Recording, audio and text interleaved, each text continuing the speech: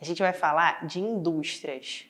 Professora, eu ouvi dizer em algum lugar que a indústria ela é o segundo setor, o setor secundário da economia. Você está certo, é isso mesmo. Lembra que você já deve ter ouvido falar, ou você leu no nosso material, ou eu já falei em algum momento para você, que a agricultura é o setor primário, né? Junto com o extrativismo. Então agora a gente está entrando aqui no setor secundário. A indústria ela é o nosso setor secundário. E o que vem ser a indústria? O que é isso? É o conjunto de processos produtivos onde a matéria-prima ela é transformada em mercadoria. Num exemplo bem prático, para você entender o que é transformar essa matéria-prima numa mercadoria, você tem lá o seu vizinho e ele tem um sítio onde ele produz laranjas. Um exemplo. E ele vende essas laranjas para uma indústria que vai transformar essas laranjas em suco.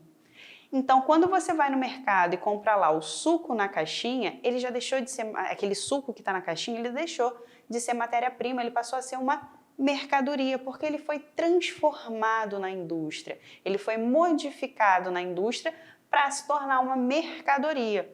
Deixou de ser produto in natura para se transformar numa mercadoria. Tranquilo? Ok? Então vamos continuar. Dentro desse raciocínio, a gente tem que entrar na primeira revolução industrial. Aqui, ó, onde é que ela aconteceu? Quando ela aconteceu? Ela aconteceu na segunda metade do século XVIII, na Inglaterra. Professora, mas por que na Inglaterra? Porque a Inglaterra ela tinha esse que a gente chama de tripé. Ela tinha um tripé que favorecia ela, que era grandes jazidas de carvão. Mas para que serve o carvão? O carvão era a matriz energética para mover as máquinas. E ela tinha grandes jazidas de ferro.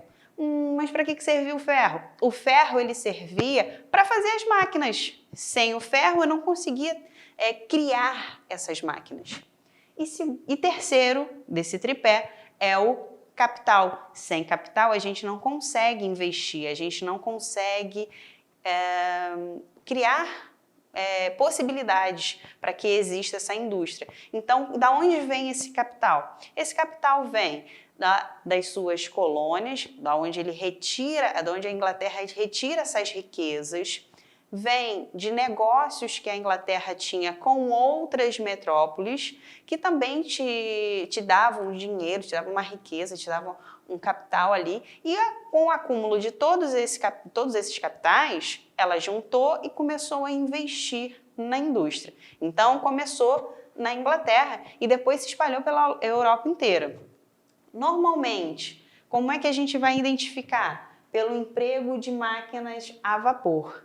As primeiras máquinas elas eram movidas a vapor. E essas indústrias, que tipos de indústrias? Eles vão investir principalmente nas indústrias têxteis. Mais para frente vai investir lá nas ferrovias, mas bem mais lá para frente. Daqui a pouco eu entro nesse assunto, eu já estou dando spoiler, eu não me aguento. Eu tenho a língua maior que a boca. Calma, vamos devagar. E aqui a gente vai entrar numa nova classe social. A gente vai criar classes sociais agora. Antes era lá o clero, a gente tinha lá a nobreza, a gente tinha lá os servos, agora vai modificar. Nessa nova configuração, através da Revolução Industrial, a gente vai ter agora os burgueses. Esses burgueses, quem são eles? Eles são os detentores dos meios de produção. São eles que conseguiram acumular capital para criar as suas indústrias, as primeiras indústrias. Então, eles são quem? Detentores, ó, devagarzinho, detentores dos meios de produção, ok? E quem trabalha para esse burguês? É o proletariado. E o que o proletariado faz? Ele vende a sua força de trabalho. Professora, o que é força de trabalho? Vamos ao exemplo. E aqui a gente tem a nossa equação, porque de vez em quando eu flerto com a matemática, flerto um pouquinho com a física. Então vamos lá. Força de trabalho, para facilitar a vida de vocês, igual a força física. Tudo bem que a minha força física hoje está meio rechonchuda, mas aqui a força física. Ó, papai. Mais a força intelectual. Aí eu tenho força de trabalho, ok? Entendido? Então, até a próxima aula. Beijos!